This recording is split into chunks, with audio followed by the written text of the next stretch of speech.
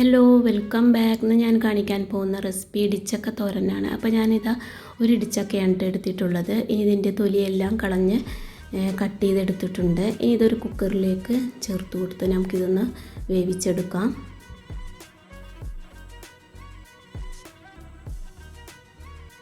ഇതിലോട്ട് ആവശ്യത്തിന് വെള്ളവും ഉപ്പും ചേർത്ത് കൊടുക്കാം.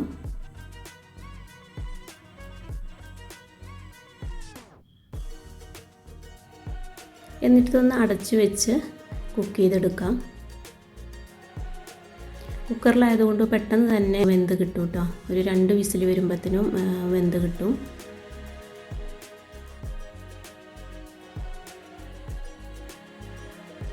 അപ്പോൾ ഇതാ ഞാൻ 2 വന്നപ്പം ഫ്ലെയിം ഓഫ് ചെയ്തിട്ടുണ്ടായിരുന്നു. എന്നിട്ട് ഇതുപോലത്തെ ഒരു കയ്യിലുകൊണ്ട് ഇങ്ങനെ ഉടച്ചെടുത്താൽ മതി. പെട്ടെന്ന് തന്നെ എല്ലാം ഉടഞ്ഞ് കിട്ടും കേട്ടോ.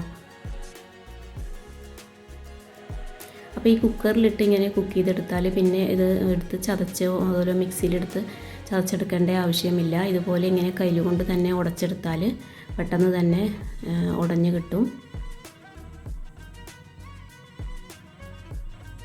അപ്പോൾ ഇതിൽ വെള്ളമുണ്ടെങ്കിൽ ആ വെള്ളം ഒന്ന് വാർത്തിയെടുത്തിട്ട് എന്നിട്ട് ഇതുപോലെ ഉടച്ചെടുത്താൽ മതി.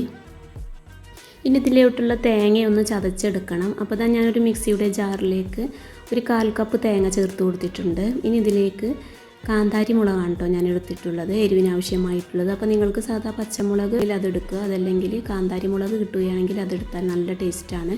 പിന്നെ ഇതൊരു 4-5 ചെറിയുള്ളിയും കൂടെ ചേർത്ത് കൊടുത്തിട്ടുണ്ട്. ഇനി ഇതൊന്ന് ചതച്ചെടുക്കാം. ഒരുപാട് അരഞ്ഞു പോകരുത്, ഒന്നിങ്ങനെ ചതച്ചെടുത്താൽ മതി.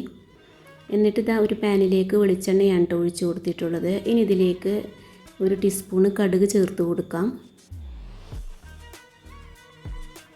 അപ്പോൾ കടുക് ഒന്ന് പൊട്ടിക്കഴിഞ്ഞാൽ ഇതിലോട്ട് കറിവേപ്പിലയും ഉണക്കമുളകും ചേർത്ത് കൊടുക്കണം. ഞാനപ്പോൾ ഇതിലോട്ട് ഒരു 3 ഉണക്കമുളക് പൊട്ടിച്ച് ചേർത്ത് കൊടുത്തിട്ടുണ്ട്. ഇനി ചതച്ചെടുത്ത തേങ്ങ കൂടെ ചേർത്ത് കൊടുക്കാം. എന്നിട്ട് ചെറുതായിട്ടൊന്ന് വഴറ്റിയതിന് ശേഷം നമുക്ക് ചതച്ചെടുത്ത ഇടിച്ചക്ക ചേർത്ത് കൊടുക്കണം.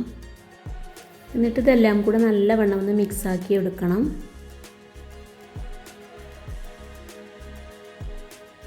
എന്നിട്ട് ലോ ഫ്ലെയിം ആക്കി ഒരു 3 മിനിറ്റ് വെച്ചതിന് ശേഷം ഫ്ലെയിം ഓഫ് ചെയ്തിടാം. അപ്പോൾ നല്ലൊരു ടേസ്റ്റാണ് കേട്ടോ. ഇതുപോലെ ഇടിച്ചക്ക തോരനുണ്ടാക്കിയാൽ കാന്താരി മുളക് കിട്ടുകയാണെങ്കിൽ അത് കൂട്ടി ചതച്ചെടുത്തിട്ട് ഉപ്പേരി ഉണ്ടാക്കിയാൽ നല്ല ടേസ്റ്റാണ്. അപ്പോൾ എൻ്റെ വീഡിയോ ഇഷ്ടമാവുകയാണെങ്കിൽ ലൈക്ക് ചെയ്യാനും സബ്സ്ക്രൈബ് ചെയ്യാതെ കാണുന്നവരുണ്ടെങ്കിൽ അത് സബ്സ്ക്രൈബ് ചെയ്യാനും മറക്കരുത്. അപ്പോൾ അടുത്ത റെസിപ്പിയുമായി വീണ്ടും കാണാം. Thank you.